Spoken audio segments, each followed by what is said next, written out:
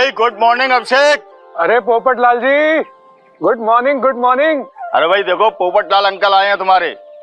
अरे कुछ good morning tea हमारे लिए भी हो जाए। अरे बैठिए बैठिए। हरी, ओके बेटा पोपट लाल जी आए, गार्डन में चाय लगा।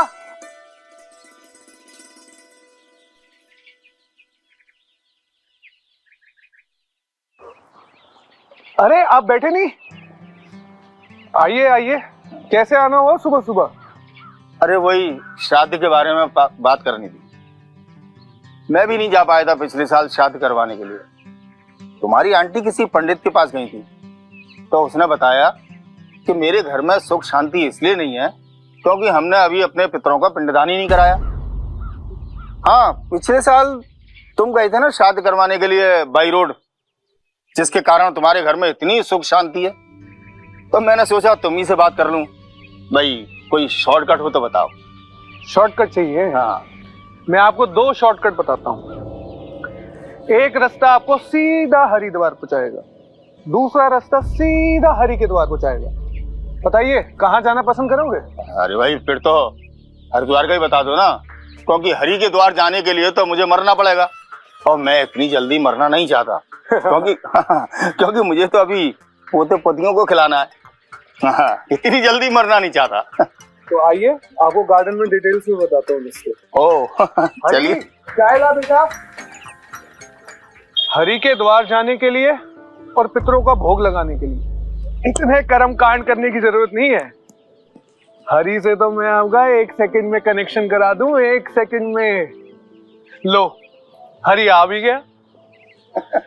देखा कितनी जल्दी कनेक्शन होते हैं। आइए बैठिए। समय है ना आपके पास? अरे भाई आज संडे है, मेरे पास टाइम ही टाइम है। तुम्हें जो सही लगे वो बताओ। पोपट लाल जी, अगर मैं आपको सही रास्ता बताऊं बिना शॉर्टकट का, कम से कम ही तो आपको 1 साल का इंतजार करना होगा। अरे भाई इतना अच्छा काम करने जा रहे हो, मुझे स्वयं भगवान से मिलाने जा रहे हो, तो इसके लिए मैं 1 साल क्या 2 साल तक इंतजार कर सकता हूँ। चलिए, पहले मैं हरिद्वार गया था, पर फिर मैं वहां से बनारस गया। अरे वाह, आपने बनारस के तट पर जाकर अपने पितरों का पिंडदान किया। आपके नाना नानी कितने सौभाग्यशाली होंगे जो आपने उनका पिंडदान वहां काशी में जाके किया। पहले मैं भी यही सोचता था, क्योंकि लोगों की आस्था भावना गंगा नदी से जुड़ी है, तो वो जो कहते हैं सही ही होगा। पर फिर मैंने सोचा, गंगा नदी इतने सालों से बह रही है तो वो पतित पावनी कैसे हो सकती है? मैं कुछ समझा नहीं।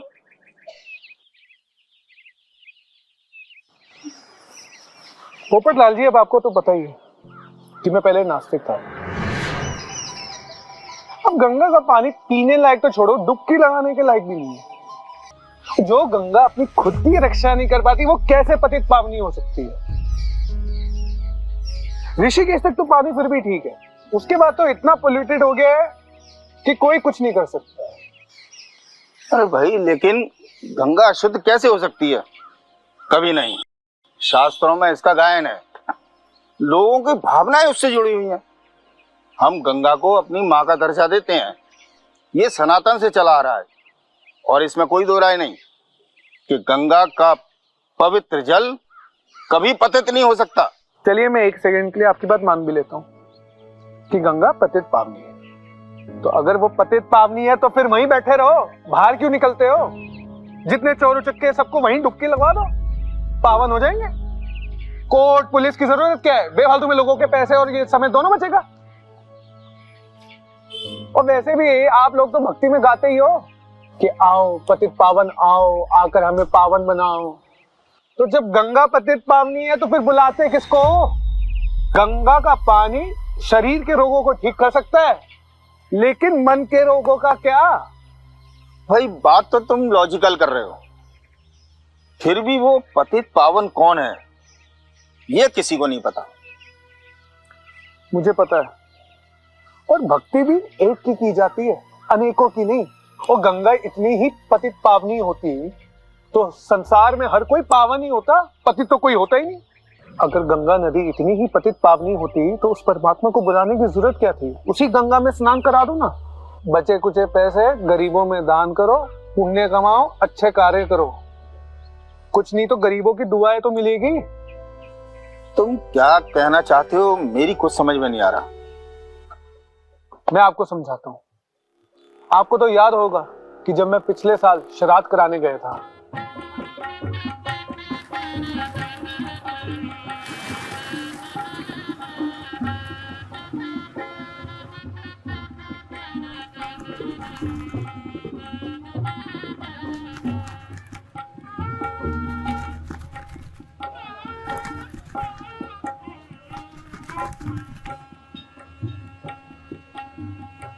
जी महादेव, बहुत सुना है आपके बारे में। आपने यहाँ हमारे काशी में 3-4 मंदिर और पवित्र मठ का निर्माण किए। मेरा सौभाग्य है जो मैं आपसे मिल रहा हूँ। वैसे यहाँ बनारस में आने का कोई विशेष प्रयोजन है क्या आपका? जी हाँ, आपके बारे में भी बहुत सुना है। एक्चुअली मुझे अपने पितरों का दान कराना था और सुना है कि आप पिंड दान कराते हैं। कितना पुण्य का बात है। ये तो बड़ा उत्कृष्ट कार्य है। पितरों का पिंडदान करने से तो मोक्ष मिलता है। अब भाई पितरों का दान नहीं करेंगे तो आप लोगों का बिजनेस कैसे चलेगा? और वैसे भी दुनिया में, समाज में जितनी दुख और अशांति फैले उतना ही मेरा बिजनेस चलेगा। खैर आप वो छोड़िए इस बात को। माफ कीजिएगा महोदय, मेरा एक व्यक्तिगत सवाल है आपसे। आपने यहाँ काशी में इतने सारे मंदिर, मठ, गुरुद्वारा और चर्च का निर्माण किया है, बड़ा पवित्र कार्य किया है आपने। आप कैसा महसूस करते हैं? प्रॉफिट। मैं बाय प्रोफेशन एक आर्किटेक्ट हूँ। It's my business. मेरा सारा फोकस रहता है कि मैं अच्छे से अच्छे मठ, मंदिर, गुरुद्वारे बनाऊं, मस्जिद बनाऊं। मैं प्रोफेशन को प्रोफेशन की तरह ट्रीट करता हूँ, उससे ज्यादा और कुछ नहीं। कैसी बातें करते हैं जजमान। अरे आप तो यहाँ अपने पितरों का पिंडदान करने आए हैं। इतने सारे मंदिर बनवाए आप यहाँ काशी में। कम से कम भगवान के बारे में आप तो ऐसा विचार मत रखिए। दुख होता है जब आप जैसा व्यक्ति ऐसा विचार रखता है। जजमान, ये बात आपकी मुझे हजम नहीं हो रही। आप आस्तिक तो हो ना? जी नहीं, मैं नास्तिक हूं। मैं एक आर्किटेक्ट हूं। मेरा प्रोफेशन है ये मठ, गुरुद्वारा, मस्जिद बनाना। और वैसे भी मेरे को अपनों का दिल दुखाना अच्छा नहीं लगता। मैं अपनों का दिल रखने आया हूं, इसलिए पिंडदान करवा रहा हूं। अरे महाराज, भगवान तो भावनाओं का भूखा है। अरे बिना भावनाओं के भगवान आपका पिंडदान कैसे स्वीकार करेंगे? दिखावा तो करना ही पड़ता है। और गलती से मैं ब्राह्मण परिवार में भी पैदा हो गया तो कर्म कांड तो करने ही पड़ेंगे। और आपको कैसे पता कि जो आज तक आपने पिंडदान करवाए वो भगवान तक पहुंच गए? पर फिर भी लोग आपके ऊपर आस्था रखते हैं ना, विश्वास करते हैं ना। नाम से तो ब्राह्मण ही कहलाते हैं ना। इज्जत होती है, आदर होता है। और इज्जत किसको प्यारी नहीं होती? आपको भी तो होती है ना। जजमान, आप कुछ ज्यादा ही स्पष्टवादी नहीं है? मैं स्पष्टवादी हूँ, इसलिए ही सबको चुपता हूँ। चलिए। और वैसे भी तो भगवान से मिलाने का ठेका तो आप लोगों ने ले रखा है। और खुद ही आप कहते हैं कि भगवान हर जगह है, सब में है। तो अगर सब में है तो फिर दुनिया में इतनी अशांति क्यों? बताइए। और अगर भगवान सब में है तो फिर मंदिर, गुरुद्वारे, मस्जिद क्यों बना रहे हो? मतलब भगवान की ही पूजा कर रहा है। और अगर कोई किसी को मार डालता है तो उसे फिर फांसी की सजा क्यों देते हो? मतलब भगवान ने भगवान का कत्ल कर दिया? अरे पंडित जी, भगवान को मानता हर कोई है, जानता कोई नहीं है। पर हाँ, भगवान बिकता हर जगह है। And you are the seller and they are the buyers. Same business. हो गया, कह लिया आपने। अब थोड़ा सा मैं भी कह दूं। देखिए महाराज, भगवान हम सबके अंदर विराजमान है। क्या समझे? बस हमारे विकारों की वजह से वो हमारे अंदर दबा हुआ है। अगर भगवान सब में है तो इंसान उनको अभी तक ढूंढ क्यों रहा है? सत्य की खोज क्यों कर रहा है? गुलाब का फूल को जितना भी मसल दो, खुशबू देना नहीं छोड़ता। और अगर आप में और मैं में सब में भगवान क्यों होता है तो हमारा मन इतना अशांत क्यों होता? हर इंसान के अंदर फिर इतना क्रोध क्यों होता? पंडित जी, बहुत सारे सवाल हैं और जवाब कहीं नहीं। छोड़िए अब इन बातों को। कल मैं घाट समय अनुसार पहुंच जाऊंगा, आप अपनी सामग्री लेकर आ जाना। चल बेटा, ले ले, पंडित जी को रवाना करो। चलिए जजमान, कोई बात नहीं। ऐसा है, हम कल समय पे आ जाएंगे। आपका जो पिंडदान है हम कर देंगे। फिर भगवान आपसे पिंड छुड़ाए।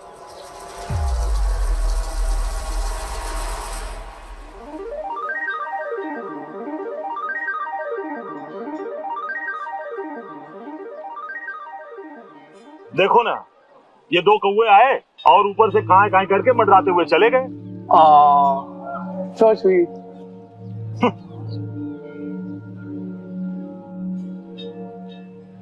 गुरुदेव, गुरुदेव।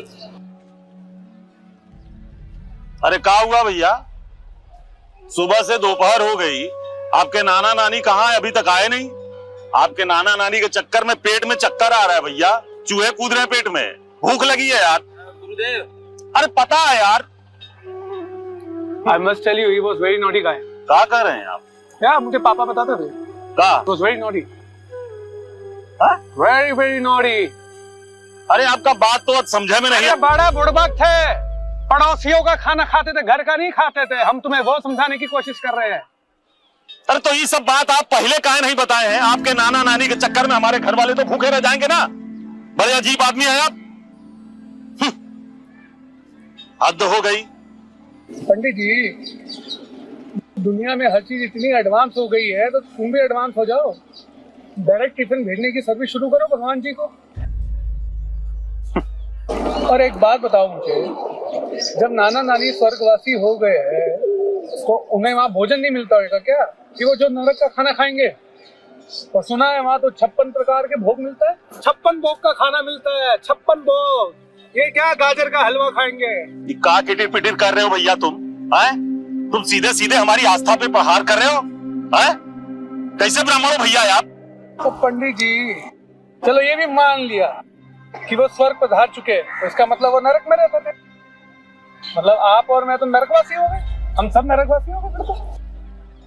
देखिए ऐसा है ना, हम आपका ये पिटिर पिटिर जो बोल रहे हैं ना, ये बेतुकी बातें हम कल से सुनते आ रहे हैं। बंद करिए ये अपनी जो पिटिर पिटिर। क्या समझे आप? दिमाग खराब हो रहा है, हद हो गई, बहुत हो गया। अरे जब पंछी आपका भोग स्वीकार नहीं कर रहे महाराज, तो भला भगवान कैसे भोग स्वीकार करेंगे? देखना, आपके नाना नानी ना, उनकी आत्मा इस ब्रह्मांड में भटकती ही रहेगी, उन्हें कभी मोक्ष की प्राप्ति नहीं होने वाली। अरे मेरी छोड़ो, हमारे पिताजी की भी नहीं सुनते थे वो, कहां से आ जाएंगे मेरी सुन के? You must be hungry, bro. ऐसे सही कहा है आपने। जिस इंसान ने एक अगरबत्ती नहीं जलाई आज तक भगवान के आगे, तो भगवान उससे क्या हाँ खुश होंगे? पंडित जी, वैसे एक बात बताओ, कोई भी माँ बाप चाहेंगे कि उनका बेटा काम धंधा छोड़ के माला जपने बैठ जाए? मैं सिर्फ अच्छे कर्मों में बिलीव करता हूँ। अच्छे कर्म करो और एंजॉय करो, एक नंबर बनता है बिंदास। और वैसे भी आप लोग भी तो बोलते हो कि आत्मा में कोई लेप छेप नहीं लगता। वाह रे महाराज, बहुत बड़ी बड़ी बातें करते हैं आप, मानना पड़ेगा आप। पूरी दुनिया की जानकारी आप ही के पास है। तो बहुत छोटा सा प्रश्न है, उसका उत्तर आप ही से चाहते हैं। ये जो आपको इतने बड़े बड़े कॉन्ट्रैक्ट मिलता है, ये जो इतना काम सारा मिलता है, ये दिलाता कौन है? बताइए, है जवाब? पता है ये पूरी दुनिया को कौन चलाता है? ये पूरी दुनिया को ऊपर बैठा भगवान ही चलाता है। उसकी मर्जी के बगैर एक पत्ता भी नहीं हिलता है। क्या समझे? सही कह रहे हैं गुरुदेव। आपके सोचने और बोल देने से उस परमात्मा का अस्तित्व नहीं खत्म हो जाता। और बात करना है। पंडित जी, परमात्मा तो एक ही है, फिर उनको इतने धर्मों में क्यों बांट रखा है? एंड बाय द वे, मैं आपको अपने बिजनेस सीक्रेट क्यों बताऊं? भगवान आपके कान में आके बताएंगे कि मेरा बिजनेस कैसे चल रहा है। अंतर्यामी है। बताओ। अरे तुम्हारा घर चलता है पंडित जी उनके नाम से। घर चलाओ, दिमाग नहीं चलाओ। घर चलाना जरूरी होता है।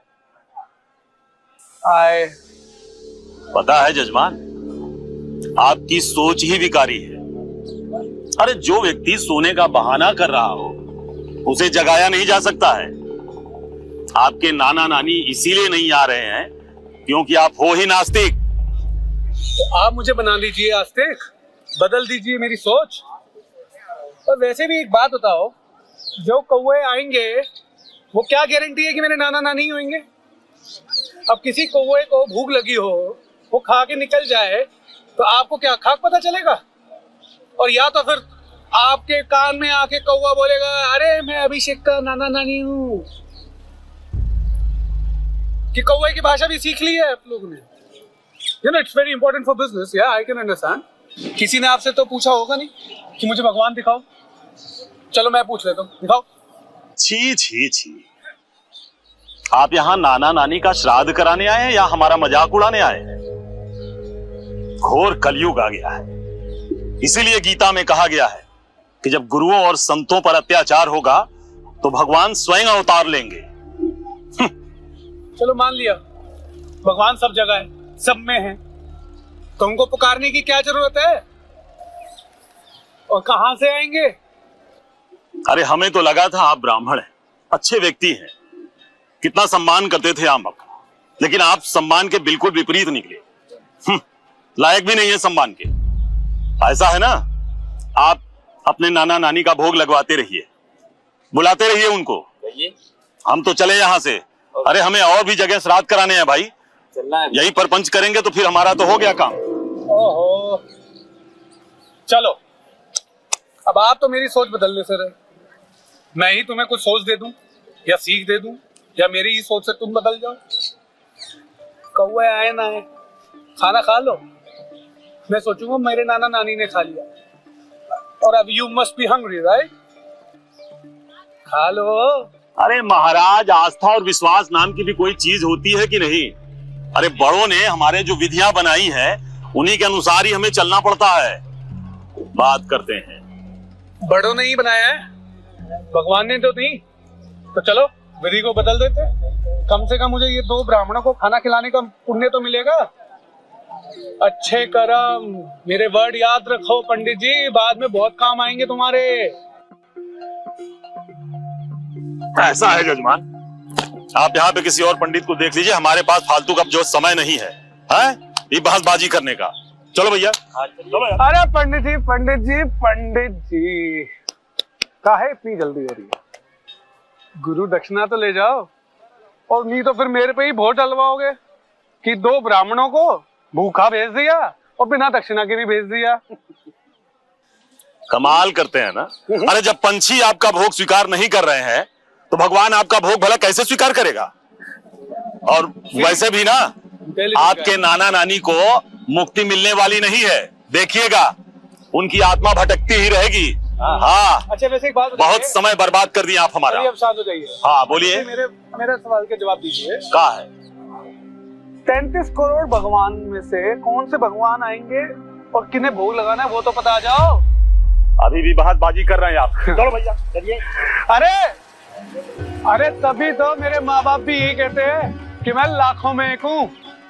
ना मैं इंसान को छोड़ता हूँ ना भगवान को। ओह अभिषेक, अब इसका क्या करूं? कोई खाएगा?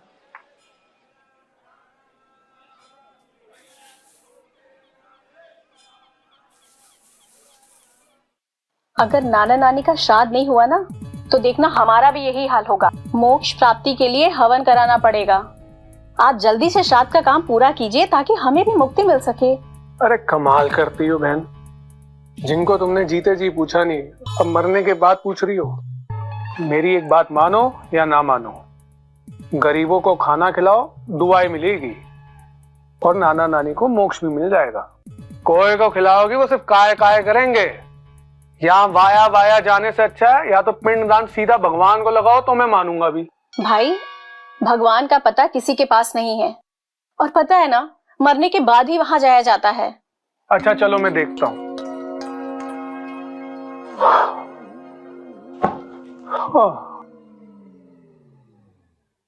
अभी कोए को खिलाऊं या पंडित को खिलाऊं, किसको पता चल रहा है। चल अभिषेक, तू ही खा ले, किसी और का भला करने से तो अच्छा है अपना ही भला कर लूं पहले।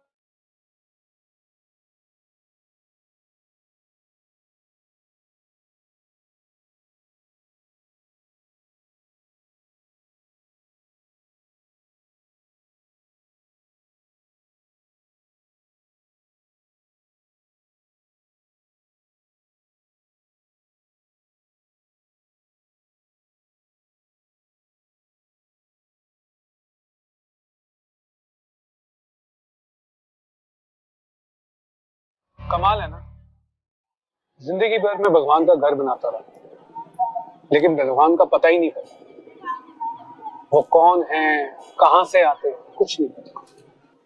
और अगर कुछ पता भी है तो वो सिर्फ खुद उनको पता है। एक कॉमन थ्रेड तो होना चाहिए ना। एक भगवान इतने धर्म में कैसे हो सकते हैं? वो कॉमन थ्रेड सब धर्म को जोड़े तो मैं मानूं। और हमें यह भी नहीं पता कि हम आते कहां हैं और जाते कहां हैं। क्या सच में किसी को मोक्ष प्राप्ति होती है? अगर गंगा में नहाने से पाप धुलते तो दुनिया में इतने सारे मस्जिद, मठ, ये सब क्यों बनते? सब लोग गंगा में आके स्नान करते, शायद दुनिया का काफी पैसा बच जाता। फिर तो ना हमें जेल जाना पड़ता, ना हमें कोर्ट जाना पड़ता, और ना ही दुनिया में इतनी पुलिस फोर्स बनानी पड़ती। आप अगर बुरा ना माने तो हम एक बात कहें, क्या जो गंगा के किनारे रहते हैं क्या वो पाप नहीं कर सकते हैं?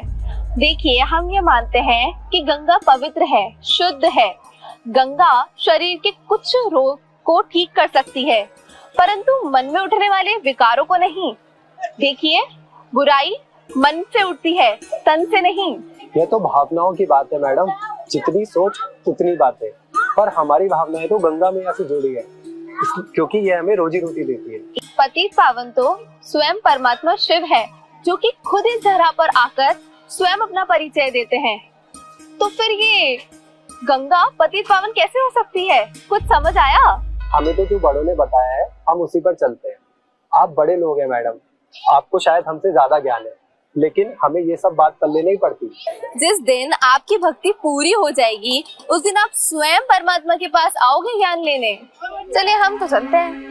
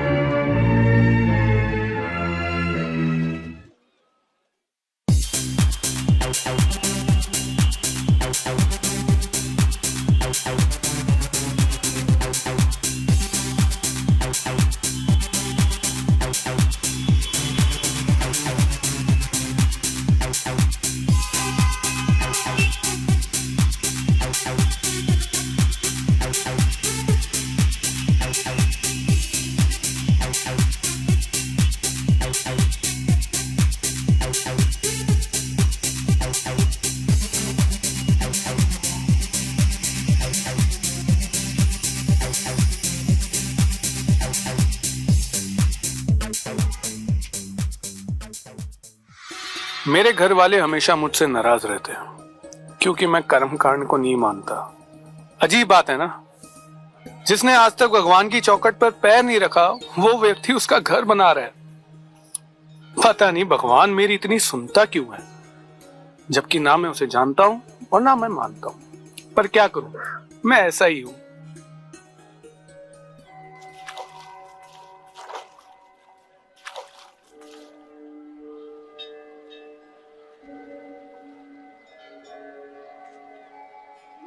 हाय, मेरा नाम अभिषेक है। मैं मुंबई से आया हूँ यहाँ, और by profession I am an architect. I'm sorry I'm disturbing you like this, but मेरा कोई इंटेंशन ऐसा नहीं है। It's just that कि मैंने आपको नावी से बात करते हुए सुना था, तो मेरे कई सवाल थे, मेरे कई प्रश्न थे जिनका जवाब मुझे लगता है सिर्फ आप ही दे सकती है, क्योंकि जिस तरह के आपके थॉट्स थे तो आप उनको अपना माइंडसेट बता रही थी। So I think you are the only one who can answer my questions. So if you don't mind, can I talk to you for a bit? Very interesting. आपकी प्रोफाइल के अकॉर्डिंग आप एक बहुत बड़े architect हैं जिसने भारत में ना जाने कितने मंदिर, मस्जिद और मठ बनाए, उसे स्वयं भगवान का पता नहीं पता। Very interesting. चलिए बताइए, हम आपकी क्या मदद कर सकते हैं? कुरान, गीता, सब में किसी न किसी तरीके से परमात्मा के बारे में पता है, पर ये नहीं बताया कि कहाँ। सब लोग जलेबी की तरह अपने अपने ब्रीफ देते रहते हैं अबाउट परमात्मा, बट मुझे वाकई में जानना है, क्योंकि मैं नास्तिक हूँ। मुझे लगा कि आप ही मेरी समस्या का और सारे सवालों के जवाब दे सकती हैं। मैं भी ये सोचूं कि एक नास्तिक आस्तिक कैसे बन सकता है। कल आपकी बातें मैंने सुनी, and if you don't mind, I hope अभी आपको बुरा नहीं लग रहा है कि मैं ऐसे आया। सही कहा आपने। दुनिया जिसको ढूंढती है, पुकारती है, मैं उसे जानती हूँ। और अजीब बात पता है क्या है? स्वयं परमात्मा ने मुझे ढूंढा, मैंने उसे नहीं ढूंढा। परंतु हमें एक बात समझ नहीं आ रही, एक नास्तिक को परमात्मा में इतनी दिलचस्पी कैसे?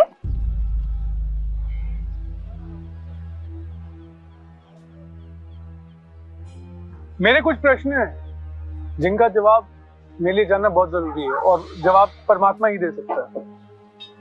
क्या इस दुनिया में वाकई में परमात्मा है? और अगर है तो कहाँ है? संसार में इतना फिर दुख क्यों है? मैं तभी धर्म इसलिए फॉलो नहीं करता क्योंकि ये भ्रमित कर। हर धर्म स्थापक यही बताता है कि मैं भगवान का बच्चा हूं, तो फिर परमात्मा कौन है? क्या इस सवाल का जवाब दे सकते हो आप? Very interesting. इसका मतलब आप आस्तिक हैं और पूरी दुनिया नास्तिक है। वैसे बहुत ही कम लोग हैं इस दुनिया में जिनको परमात्मा के सत्य स्वरूप के बारे में जानते हैं। मैं जानती ही नहीं हूँ, मानती भी हूँ। आपको फिल्म देखने का शौक है? हाँ, बहुत ज्यादा। चलिए मैं आपके एक प्रश्न का जवाब दे देती हूँ। मोक्ष किसी को प्राप्त नहीं होता है, अर्थात इसके बारे में सोचना भी बेवकूफी है। आप ये सोचिए, इस पूरी दुनिया की एक फिल्म बन रही है, तो हर कोई इस फिल्म में हीरो हीरोइन बनना चाहेगा ना। वैसे ही ये एक वर्ल्ड ड्रामा है जिसमें शुरू से अंत तक किसी ना किसी को रोल तो प्ले करना ही है, और इसके जो मुख्य किरदार हैं वो है परमात्मा, प्रकृति और पुरुष मतलब आत्मा। अब आप सोचिए कि अगर ये फिल्म 5000 साल की होगी तो शुरू से अंत तक किसी ना किसी का रोल तो होगा ही ना। अब हीरो उसी को कहेंगे जो शुरू से अंत तक हीरो का रोल प्ले करेगा। जो छोटा रोल प्ले करेगा उसे रोल भी छोटा मिलेगा और पेमेंट भी कम मिलेगी। हाँ, परंतु ये निर्भर करता है आप पर कि आप कौन सा रोल प्ले करना चाहेंगे। जो हीरो हीरोइन को रोल प्ले करते हैं इस वर्ल्ड ड्रामा में, वे सबसे ज्यादा सुख प्राप्त करते हैं इस वर्ल्ड ड्रामा में। इसलिए मोक्ष किसी को नहीं मिलता, सबको यहाँ आना ही पड़ता है, अपना रोल प्ले करना ही पड़ता है। परंतु ये आप पर निर्भर करता है कि आप कौन सा रोल प्ले करना चाहते हैं इस वर्ल्ड ड्रामा में। हाँ, ये हम सब कैसे तय कर सकते हैं? सब कुछ तो डेस्टिनी नहीं है, परमात्मा स्वयं कहते हैं कि हम अपनी डेस्टिनी खुद क्रिएट करते हैं। उल्टा परमात्मा तो स्वयं आकर हमें दुखों से लिबरेट कराते हैं। वे लिबरेटर हैं, गाइड हैं। चलिए मेरा परमात्मा से योग लगाने का समय हो गया है। हो सके तो मैं तुम्हारे सारे सवालों का जवाब कल दूंगी। तो मैं कल का बेसब्री से इंतजार करूंगा।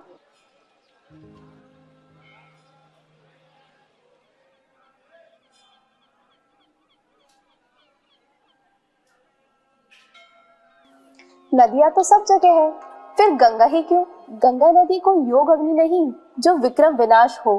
फिर इतना पैसा खर्च करके ठंडी में खुद को इतनी तकलीफ देकर गंगा में डुबकी लगाने क्यों चाहते हो?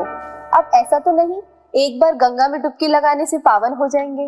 विचार करो पतित पावन ज्ञान सागर है या उनसे निकली हुई ज्ञान नदियाँ?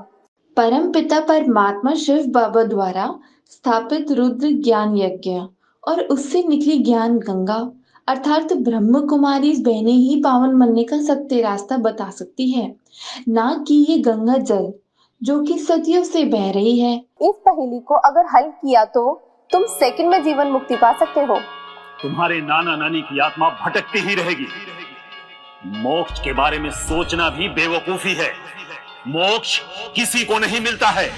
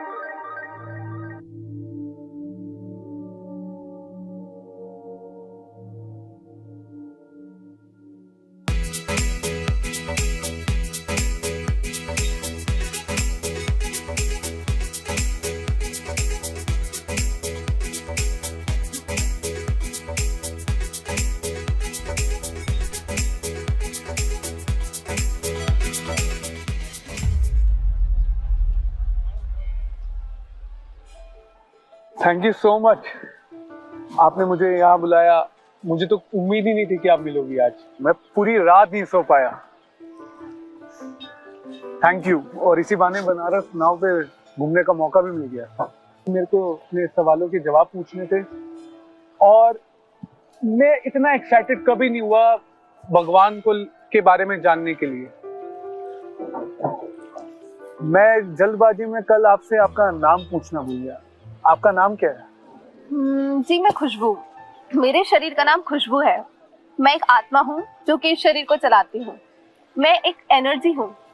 अब अगर हम आपसे पूछे कि आपका नाम क्या है? मेरा नाम भूल गई, कल ही तो बताया था। अभिषेक। अभिषेक तो आपके माता पिता जी का दिया हुआ नाम है। आप कौन है? अरे ओके, जैसा अभी आपने बोला है, मैं एक मेल हूँ, मर्द, और कल भी बताया था मैं एक आर्किटेक्ट भी हूँ और मेल तो आपकी आत्मा ने धारण की हुई बॉडी है और हाँ, आप कोई आर्किटेक्ट नहीं, ह्यूमन बीइंग है। अच्छा एक बात बताओ, मैं सर, मैं हाथ, मैं पैर ये नहीं बोलते हैं ना हम क्या बोलते हैं? मेरा सर, मेरा पैर, मेरा मुख। तो मेरा बोलने वाला है कौन? ऑब्वियसली आत्मा। जब हमारी बॉडी में आत्मा होती है तो हम जीवित बोले जाते हैं। आत्मा निकल जाने के बाद मरण घोषित कर दिया जाता है। आपने वो तो सुना ही होगा ना, humans come from a word humus और mud. Being is an energy and you know ना, energy is neither be created nor be destroyed. So God revealed us that we are a being, not just a matter. पर लोग तो कहते हैं कि आत्मा निर्लेप है, इसमें कोई लीता पोती नहीं होती और बॉडी ही सब कुछ है। You know, existence of body ही सब कुछ है। तो इसमें आत्मा का क्या रोल है? ऐसा कुछ नहीं है। आत्मा ही हमें सुख और दुख का अनुभव कराती है। कोई शरीर को छड़ी से मारता है तो दर्द तो होता ही है ना। Very true. पर सुख और दुख तो आत्मा ही महसूस करवाती है मन और बुद्धि से। मन और बुद्धि तो एक ही है। इसे हम थोड़ा गहराई से समझ लेते हैं।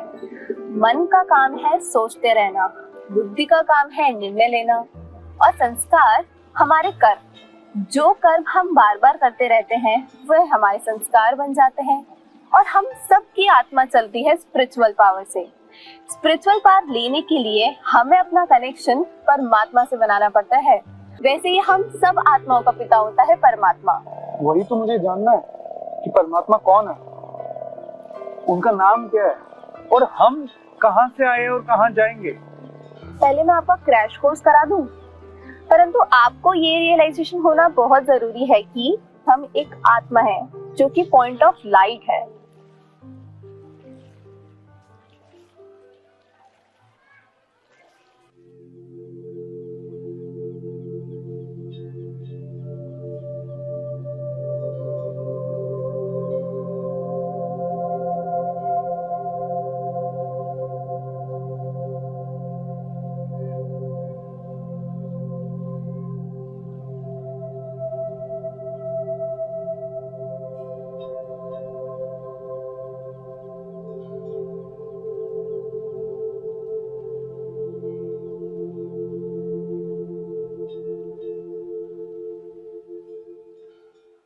चलिए भाई, हम तो चल। आपको कहीं जाना हो तो मैं आपको ड्रॉप कर देता हूँ। नहीं नहीं नहीं नहीं, आई विल मैनेज इट। चलिए फिर बाकी का क्रैश कोर्स हम आपको शाम को कराते हैं, आप देख लीजिएगा, हम यहीं आसपास होंगे।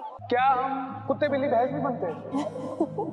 हम कभी भी कुत्ते बिल्ली या भैंसा नहीं बनते। वो तो शायद मनुष्य पाप कर्म ना करे, इसलिए उसे डराने के लिए ऐसा कहा गया है। परमात्मा कहते हैं हमारे कर्म जानवरों से बदतर हो सकते हैं, पर हम मनुष्य आत्मा मनुष्य तन में ही जन्म लेती है, इसलिए मनुष्य सिर्फ मनुष्य बनता है, ना कि जानवर। जो आत्मा यहाँ आती है इस दुनिया में, परम धाम छोड़कर वो सुख दुख के खेल में फंस जाती है और फिर परमात्मा को आना पड़ता है हमें इस सुख दुख के नाटक से छुड़ाने, और वो हमें पावन बना ले जाते हैं हमारे असली घर परम धाम में, जो हम सभी का असली घर है। हाय अभिषेक जी, जॉब प्रोफाइल तेज करने का इरादा है क्या आपका? अब ये मत बोलिएगा कि आप फूलों का बिजनेस करने वाले हैं। नहीं नहीं, एक्चुअली मैं बहुत क्यूरियस हो रहा था। पर आपको कैसे पता कि मैं यहाँ आपको मिलूंगा? जी, हमारा नाम खुशबू है। फूलों की खुशबू से हमें महक आ गई थी कि हमें यहाँ को याद कर रहा है। क्रैश कोर्स शुरू करने से पहले मेरा ना एक प्रश्न है, if you don't mind can I ask? पूछिए। पर हम आते कहाँ से और जाते कहाँ हैं? आत्मा का घर सबसे ऊपर होता है, परम धाम, शांति धाम, ब्रह्मलोक कहते हैं उसे। मतलब फर्स्ट फ्लोर और सेकंड फ्लोर होता है। सेकंड फ्लोर में हम सभी आत्माएं उस परमात्मा के साथ रहते हैं, और जो बीच वाला फ्लोर होता है ना, उसको हम कहते हैं सूक्ष्म लोक, जहाँ हमारे पास लाइट वाला शरीर होता है। उसके बाद आता है स्थूल लोक, जो कि सबसे ग्राउंड फ्लोर होता है। वहां पर आती है हमारी धरती। हर आत्मा को 3 स्थिति से गुजरना होता है, सतो, रजो और तमो।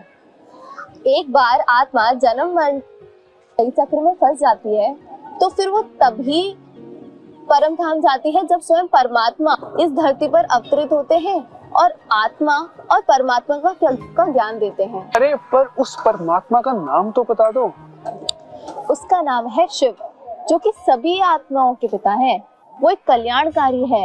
आई थिंक आज के लिए बस इतना डोज ही काफी है, बाकी का हम कल बताते हैं आपको आकर, ठीक है? तो हम भी चलते हैं। हमने यहाँ क्या भुट्टे तो ना सीखने। अरे ऐसा कुछ नहीं है दीदी, मेरे को एक स्पिरिचुअल गुरु मिली है, खुशबू नाम है उसका। उम्र में छोटी है पर स्पिरिचुअल नॉलेज कमाल की है। उसके पास तो मेरे हर सवाल के जवाब है, और एक बार शुरू होती है तो फिर तो चुप ही नहीं होती है। पर दिमाग उसका क्लीन और क्लियर है। मुझे नाना नानी का तो पता नहीं, मेरा यहाँ आना सफल हो गया और साथ ही साथ मेरा कल्याण भी हो गया। अच्छा एक बात बताओ, कुछ उसके लिए सवाल भेजो मेरे को व्हाट्सएप पे, मैं देखता हूं उसके जवाब दे पाती है कि नहीं दे पाती। अरे कुछ तो भेजो, मैं आपको व्हाट्सएप पे डिटेल भेजता हूं। मुझे कुछ सवाल भेजो फटाफट, मैं उससे मिलके वो भी पता करूंगा कि वो उसके जवाब कैसे देती है। तब तो पोल खुल जाएगी। चलो डन, बाय बाय।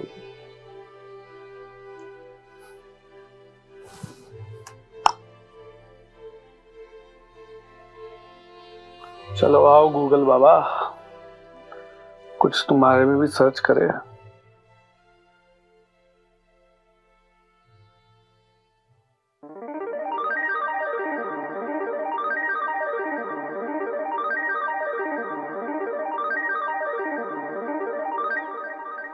परमात्मा जन्म मरण में नहीं आते, ना ही वो किसी माता के गर्भ से जन्म लेते हैं, बस उनका अवतरण होता है। जानवरों वाले संस्कार हम आत्माओं में होते ही नहीं हैं। हाँ, ये हो सकता है जानवरों से भी बदतर कर्म हम कर सकते हैं। क्या आपने कभी सुना है आम के पेड़ में नीम का पेड़ उगा हो? अगर आप अपना डायरेक्ट कनेक्शन परमात्मा से जोड़ोगे तो आपको कभी हरिद्वार जाने की जरूरत ही नहीं पड़ेगी। घर बैठे ही आपको हरि मिल सकता है, अर्थात शिव बाबा।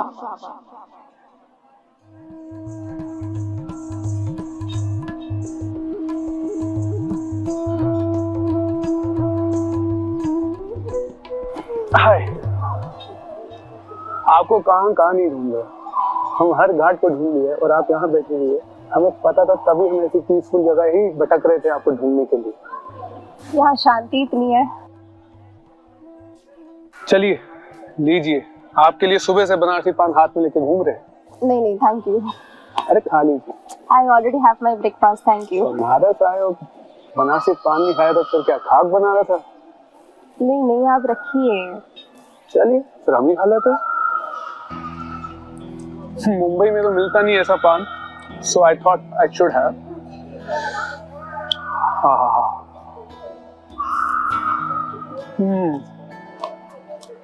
सुपारी ले लीजिए। वैसे मैं जब से आपको फॉलो कर रहा हूँ, मैंने ये चीज नोट करी है कि आप कुछ भी बाहर का नहीं खा रही हो। जी बिल्कुल सही कहा आपने। मैं खुद बनाती हूँ और खुद खाती हूँ। ये तो आपने सुना ही होगा ना, जैसा अन्न वैसा मन। अगर अन्न अच्छा होगा तो मन अच्छा होगा, मन अच्छा होगा तो आपके विचार अच्छे होंगे। वैसे you should also avoid eating all this stuff because it's also affect your thoughts. क्योंकि आपको क्या पता कि कौन किस भावना से पान बना रहा है। वैसे आज मैं उठने वाला नहीं हूँ, मैं बहुत सारे सवाल लाया हूँ जिनका जवाब लिए बिना मैं यहाँ से आज जाने नहीं दूंगा, ना आपको और ना मैं उठूंगा। जैसे एक बात बताइए, इस ड्रामा में हीरो का पार्ट किसका है? परमात्मा का या जो सतयुग में आते हैं उनका? परमात्मा ही हमारे सुप्रीम डायरेक्टर हैं, गाइड हैं, जो कि हमें ये बताते हैं कि हमें सुखों से कैसे ज्ञान लेना है। और इसमें भी सबसे अच्छा रोल हमारे देवी देवताओं का है, और उनमें से भी सबसे प्यारा और अच्छा रोल है श्री कृष्ण जी का, जो कि आगे जाकर बड़े होकर विश्व के महाराजन बनते हैं। उन्हें हम नारायण के नाम से भी जानते हैं। परमात्मा हमारे सुप्रीम डायरेक्टर हैं, वही हमें जीवन में सुखी रहने का ज्ञान देते हैं। मनुष्य से देवी देवता बनने का ज्ञान हमें शिव परमात्मा ही देते हैं। इस पढ़ाई के आधार से हमें सतयुग में पोजीशन प्राप्त होती है। परमात्मा के मत पर चलने से ही हम देवी देवता या लक्ष्मी नारायण जैसे बनते हैं। यही कारण है कि हमारे हिंदू धर्म में 33 करोड़ देवी देवताओं का गायन है। परमात्मा का दिया हुआ ज्ञान का बीज अगर किसी में पड़ गया तो वह सतयुग में जरूर आएगा। हाँ, अगर आपको भी सतयुग में आना है तो आपको इस ज्ञान में चलना पड़ेगा। और बाकी की आत्माएं इस समय कहाँ रहती है? वो सतयुग और त्रेता युग तक परम धाम रहते हैं, और उसके बाद जो धर्म स्थापक आते हैं वो द्वापर और कलयुग में अपना धर्म स्थापन करते हैं। संक्षिप्त में परमात्मा देवी देवता धर्म की स्थापना करते हैं। ओ, तभी ये सारा भ्रम है। हम तो देवी देवता को ही भगवान समझते थे, तो इसका मतलब देवी देवता अलग है और भगवान अलग है। सही पहचाना आपने। देवी गुणों को धारण करने वाली आत्मा ही देवता कहलाती है, और जो सुप्रीम सोल है वो तो है शिव बाबा। पर मुझे एक बात समझ नहीं आ रही, शास्त्रों के अनुसार तो कलयुग चल रहा है, तो अगर कलयुग चल रहा है तो इसके बाद सतयुग कब आएगा फिर? वर्ल्ड ड्रामा को समझना बहुत जरूरी है। उस वर्ल्ड ड्रामा में 5 युग होते हैं। पर मैंने तो सिर्फ 4 युगों के बारे में सुना था, सतयुग, त्रेता, द्वापर और कलयुग। ये 5वां युग कहाँ से आ गया? संगम युग, वही तो परमात्मा के अवतरण का युग है।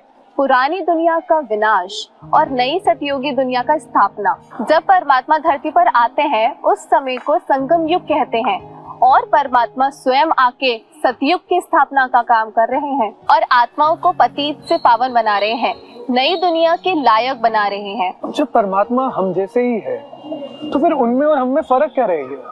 सही पूछा। वो ज्योति बिंदु है और गुणों से सिंधु है। ज्ञान, प्रेम, सुख, शांति, आनंद, पवित्रता और शक्तियों का सागर है। वो सदा परम पवित्र है, निराकार है, निर्विकारी है और निरंकारी है और इसीलिए परमात्मा जन्म मरण में नहीं आते हैं। वैसे तो वो हम आत्माओं की तरह लाइट है, नूर है और ज्योति स्वरूप है। अब आप ही सोचिए, अगर परमात्मा जन्म मरण में आए तो उन्हें सुख और दुख तो भोगना ही पड़ेगा। तभी तो वे सृष्टि चक्र से परे हैं और यहाँ आकर सृष्टि चक्र का ज्ञान देते हैं। तो इसमें परमात्मा का रोल क्या है? इस दुनिया को पतित से पावन बनाना और सुख का रास्ता दिखाना।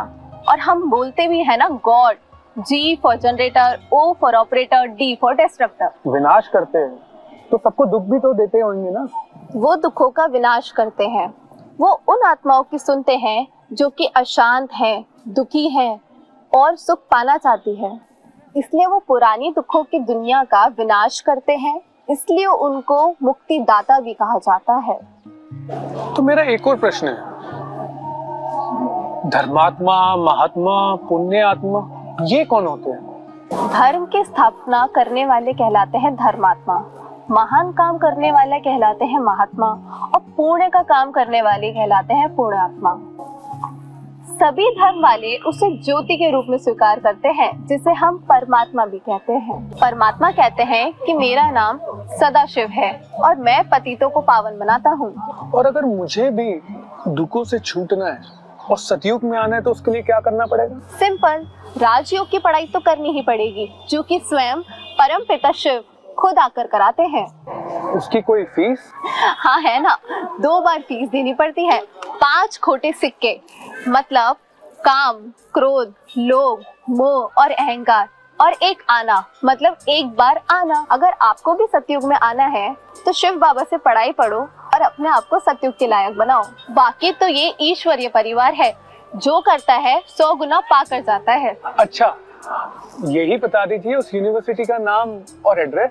और हाँ, बाकी यहाँ पास में है सारनाथ म्यूजियम। अगर आपको शुरू करना है तो आप वहाँ से शुरू कर लीजिए। मेरे नाना नानी जी का भोग तो लग जाएगा ना? हाँ, मर्जीवा भोग तो लगता है, परंतु अगर तुम 1 साल तक परमात्मा की श्रीमत पर चलते हो तो तुम्हें मधुबन अर्थात हरि के द्वार जाने का मौका मिलेगा। ओके, तो चलो बनारस में फिर एक नई जगह ढूंढेंगे, सारनाथ म्यूजियम। चलो, मैं भी चलती हूँ तुम्हारे साथ सारनाथ म्यूजियम। मैंने भी अभी तक नहीं देखा।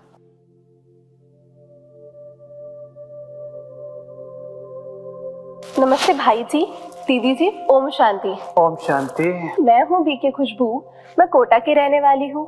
मैंने ज्ञान भी वहीं से प्राप्त किया है। हमने सुना था कि बनारस में बाबा को पहला साक्षात्कार हुआ था, तो मैं वही एक्सपीरियंस करने आई थी। ओह सॉरी, मैं आपको इनसे तो मिलवाना भूल ही गई जी। ये है बॉम्बे से और ये बहुत बड़े आर्किटेक्ट हैं। वैसे तो हमने इन्हें क्रैश कोर्स करा दिया है, परंतु आप भी इनको 7 डेज का कोर्स करा दीजिए। स्वागत है आपका बाबा की इस घर में। आप आ गए, बहुत अच्छा है। ये म्यूजियम जरा देख लीजिएगा, उसके बाद फिर बेसिक जानकारियां जो होगी आपको दीदी फिर बता देंगे आगे।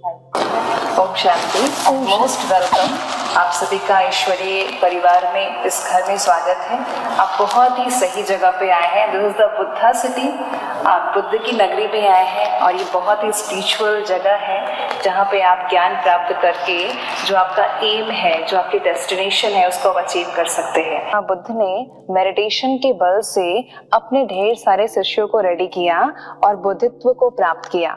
तो यहाँ पर ब्रह्मा कुमारी इसमें सिंपल राजयोग मेडिटेशन सिखाया जाता है। Meditation and prayer, this is the different things. Prayer, that means one-way communication to God, and meditation is that two-way communication with God, कि हम भगवान से बातचीत करना सीखते हैं। तो बातचीत कैसे सीखेंगे? जब तक हमें उनका इंट्रोडक्शन नहीं पता होगा, परिचय नहीं पता होगा। परिचय जानने से पहले खुद का परिचय जानना इट्स मस्ट बी इम्पोर्टेंट। तो first of all, who I am, मैं कौन हूँ, खुद को जानना, because we are no that हर चीज के पीछे एनर्जी वर्क करती है। विदाउट एनर्जी के पंखा नहीं चलेगा, विदाउट एनर्जी के लाइट नहीं जलेगी। उसी प्रकार इस बॉडी को चलाने के लिए एनर्जी की जरूरत होती है। और हम सभी ने एनर्जी का डेफिनेशन पढ़ा था, it's not a create, not a destroy, it's transfer to one form to another form. तो वी आर द एनर्जी, उसको स्पिरिचुअल लैंग्वेज में आत्मा कहते हैं, सोल कहते हैं, रूह कहते हैं, स्पिरिट कहते हैं। हम सभी आत्माओं का पिता परमात्मा है। हम सुनते आए हैं ना, God is one, God is light. हर धर्म आत्माओं ने भगवान को एक माना। आप हिंदू को देख सकते हैं, मुस्लिम को देख सकते हैं, क्रिश्चियन को देख सकते हैं, बुद्धिज्म को देख सकते हैं। तो जितने भी धर्म आत्माएं हैं, एक की तरफ इंडिकेट किया, God is one and God is light. परमात्मा एक है, परमात्मा प्रकाश का स्वरूप है। इसलिए कहते हैं हिंदू, मुस्लिम, सिख, ईसाई आपस में है भाई भाई। हम जब मेडिटेशन करते हैं तो हमारी इंटरनल क्लीनिंग होती है। जैसे कंप्यूटर होता है ना, तो उसमें वायरस आ जाते हैं। उसी प्रकार वायरस को दूर करने के लिए क्या यूज करते हैं? एंटीवायरस। उसी प्रकार मेडिटेशन हम जब करते हैं तो हमारे अंदर, मन के अंदर वायरस आ जाते हैं। इसलिए छोटी छोटी बात पे इरिटेट हो जाते हैं, छोटी छोटी बात पे गुस्सा होते हैं, फ्रस्ट्रेट होते हैं। रीजन ऑफ दैट, हमारी मन की जो शक्ति है वो डिप्लीट हो रही है। तो हम मेडिटेशन करते हैं, परमात्मा से खुद को कनेक्ट करते हैं। जब हम कनेक्शन करते हैं तो हमारे अंदर की ये शक्तियां डेवलप होती है।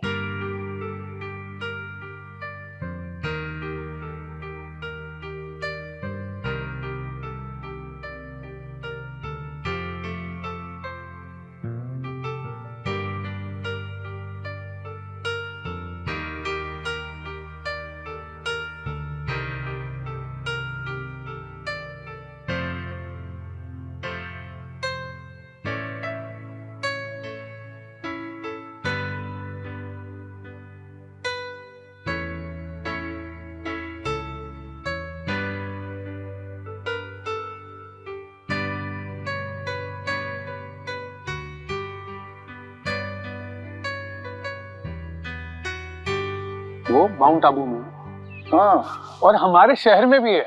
हाँ हाँ, मैंने भी सुना है। खुशबू ना मिलती तो शायद मैं ये हरि के द्वार नहीं पहुंच पाता। बस सच में हरि का द्वार है।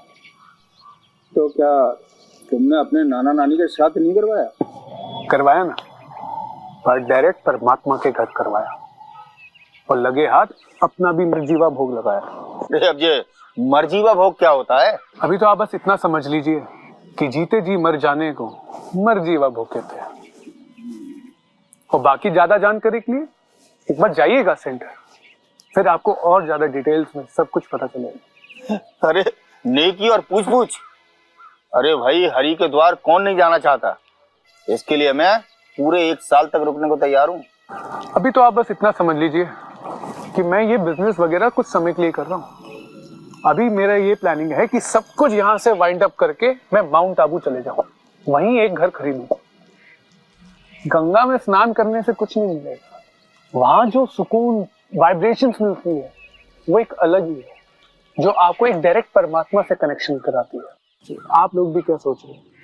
अगर आपको भी मन की शांति और सुकून चाहिए तो राजयोग मेडिटेशन जरूर सीखिए और डायरेक्ट कनेक्शन जोड़िए परमपिता शिव बाबा से। पोपटलाल जी, इसी बात पे फिर मुंह मीठा कीजिए।